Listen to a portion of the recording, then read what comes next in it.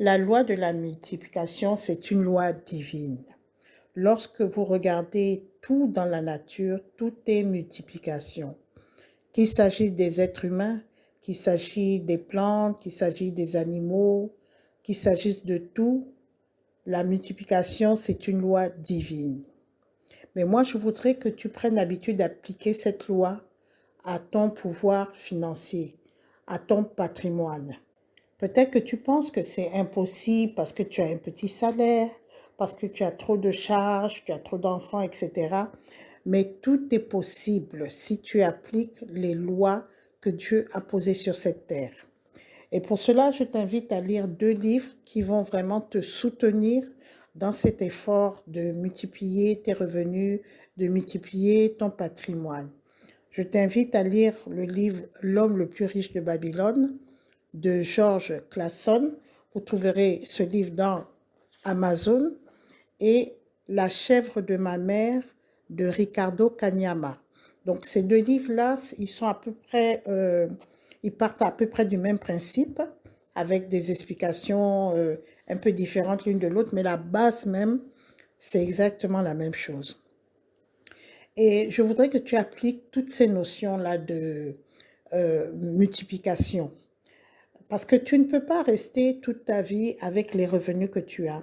Je me rappelle que j'avais parlé avec un ami qui m'avait dit que lui, sa vie, ça va très bien parce qu'il a son salaire, il a ses enfants, il a sa femme, ça va très bien.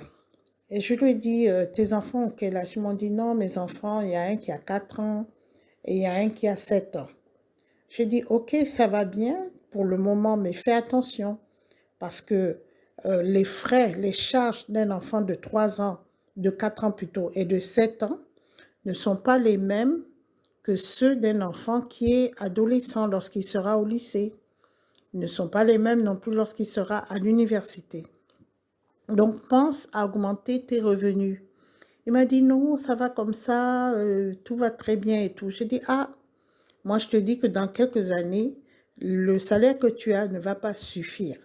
Et comme ta femme ne travaille pas, le salaire que tu as ne suffira pas à subvenir aux besoins de ta famille et surtout à la scolarité de tes enfants, etc. Donc, il va falloir que tu réfléchisses déjà sur ce plan-là. Donc, pour en revenir à la multiplication des revenus, mais le plan, il est très simple. C'est toujours le même système. Lorsque tu as ton salaire, lorsque tu gagnes de l'argent, quelle que soit la somme que tu gagnes, quelle que soit la somme que tu gagnes, tu prends 10%, tu mets de côté. Avec ces 10%-là, tu vas te multiplier. Donc, si par exemple, tu as un salaire de 100 000 francs, ben, tu enlèves 10 000. Si tu as un salaire de 150 000, tu enlèves 15 000, tu mets de côté, tu oublies ça, tu mets de côté dans un compte d'épargne ou je ne sais où tu vas mettre, ou dans une tontine, si tu veux, quelque chose comme ça. Mais tu enlèves, peut-être tu vas te dire que quand je vais enlever ça, je ne pourrai pas payer ça, l'électricité, je ne pourrais pas payer mon loyer, je ne pourrais pas, je ne pourrais pas. Mais c'est à toi, justement, lorsque tu enlèves ça, d'augmenter tes revenus pour que tu puisses enlever ces 10%-là sans problème. C'est vrai qu'au début, c'est difficile et on est souvent tenté de venir piocher dans ces 10% dès qu'il y a un petit problème. Mais si tu fais preuve de rigueur, vraiment de rigueur, parce que les tentations sont là, hein. Dès qu'il y a l'argent qui dort quelque part, les besoins aussi apparaissent. Même ceux que tu n'espérais pas, tu ne pensais même pas acheter, tout d'un coup, un enfant va te dire, voilà, papa, mon sac est cassé, mes chaussures sont cassées, etc.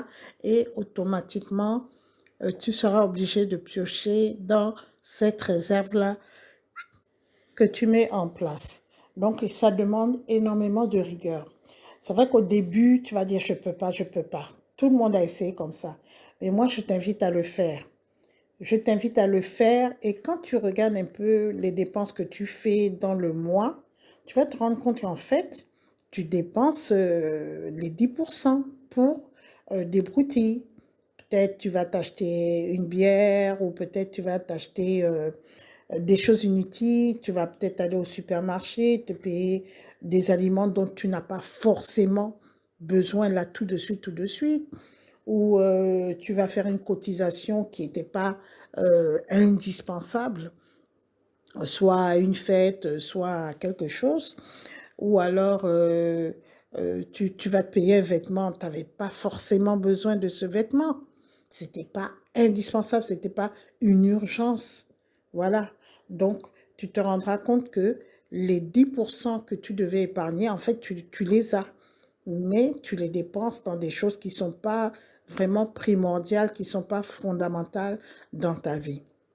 Donc, le premier pas à faire pour pouvoir épargner ces 10% de tout ce que tu gagnes, c'est d'abord de faire l'inventaire de tes dépenses indispensables, c'est-à-dire ton loyer, la nourriture pour tes enfants, l'électricité, le transport, la scolarité des enfants, etc. Tu calcules tout et tu calcules tout et par rapport à ça, tu sauras comment mettre les 10% de côté.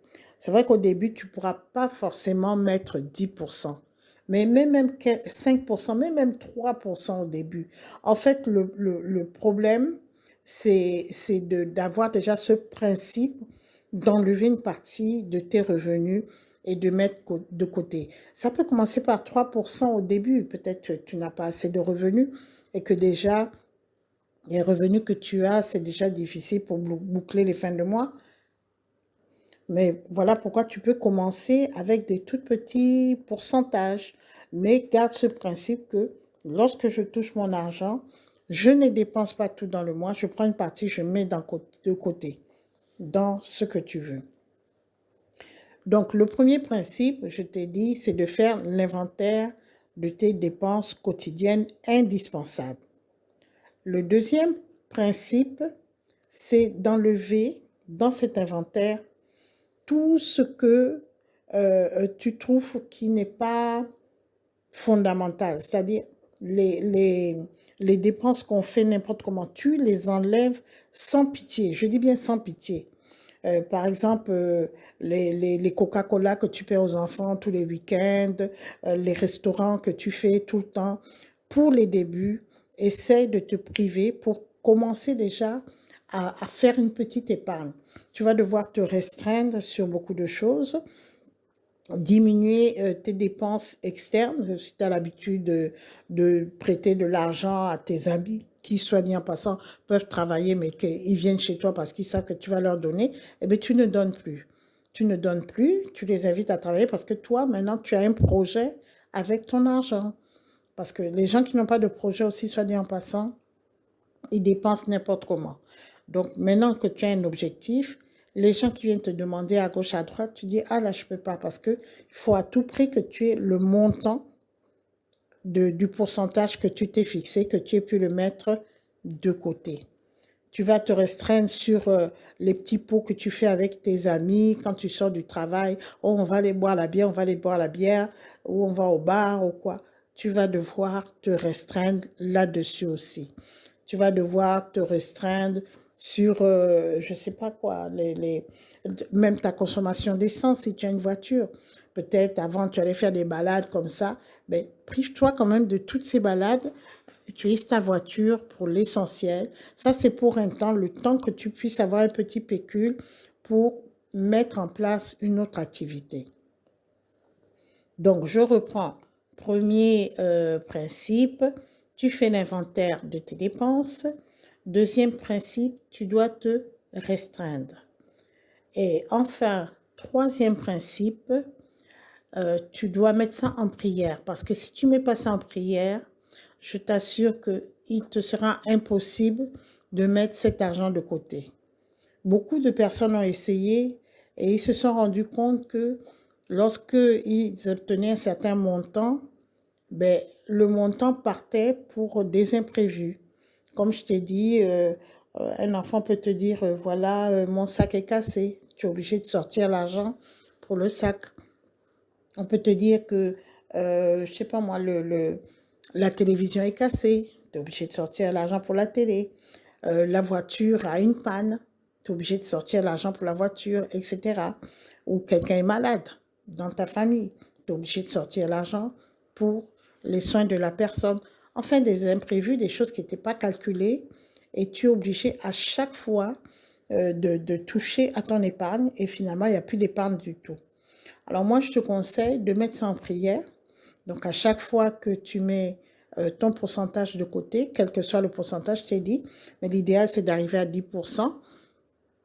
Lorsque tu mets le pourcentage de côté, tu pries sur ce pourcentage que tu as mis de côté et tu demandes à Dieu vraiment de maintenir, de le maintenir et de t'éviter toutes les distractions, tous les imprévus qui peuvent arriver, qui vont te pousser à piocher dans ce pourcentage. Donc, si tu ne mets pas la prière, ça ne marchera pas. Il faut à tout prix que tu mettes Dieu dedans et Dieu protégera tes biens. C'est lui qui nous a mis cette notion de multiplication. Et automatiquement, comme ça rentre dans son concept, automatiquement, il va protéger tes biens, il va faire en sorte que durant toute ton épargne, il n'y ait pas trop d'imprévus, parce que les imprévus, on ne peut pas les empêcher, mais qu'il n'y en ait pas trop, de telle sorte que cette épargne puisse se multiplier.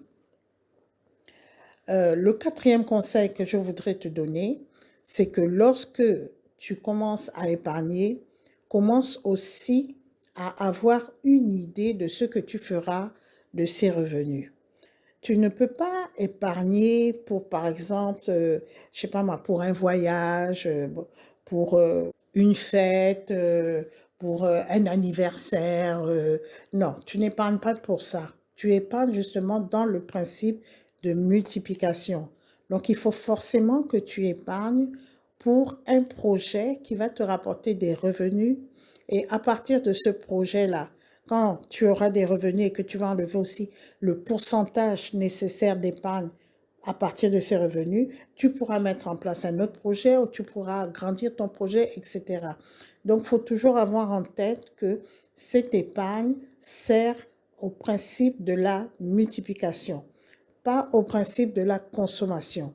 Parce que si tu épargnes pour faire un voyage, si tu épargnes pour l'anniversaire, si tu épargnes pour un mariage, si tu épargnes pourquoi pour, je sais pas moi, pour, je sais pas ce qu'on peut dire, mais tout ça, ce sont des consommations.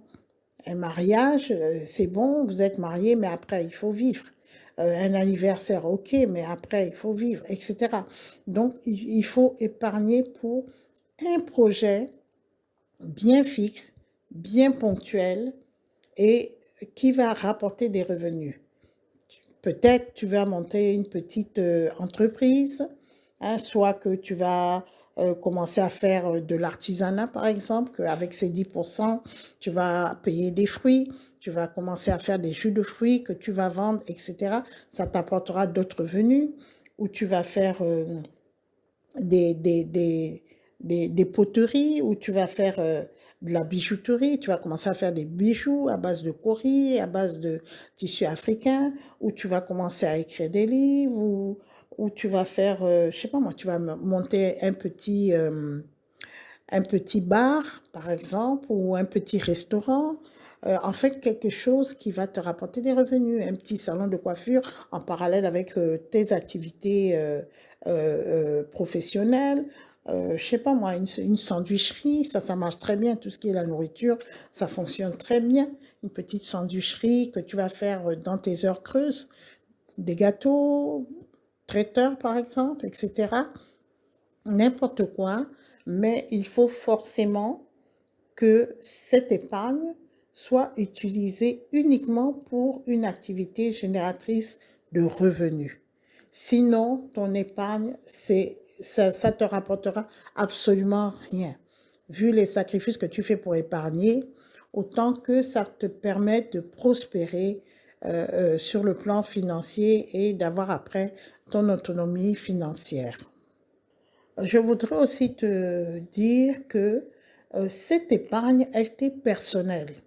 Elle n'est pas là pour permettre à d'autres personnes, à tes amis ou à tes parents ou quoi que ce soit, de commencer une activité génératrice de revenus. C'est pas décidé à un prêt. Si tu veux, quand tu as assez d'argent, tu peux réserver dans tes revenus un pourcentage aussi pour aider ceux qui viendront te solliciter.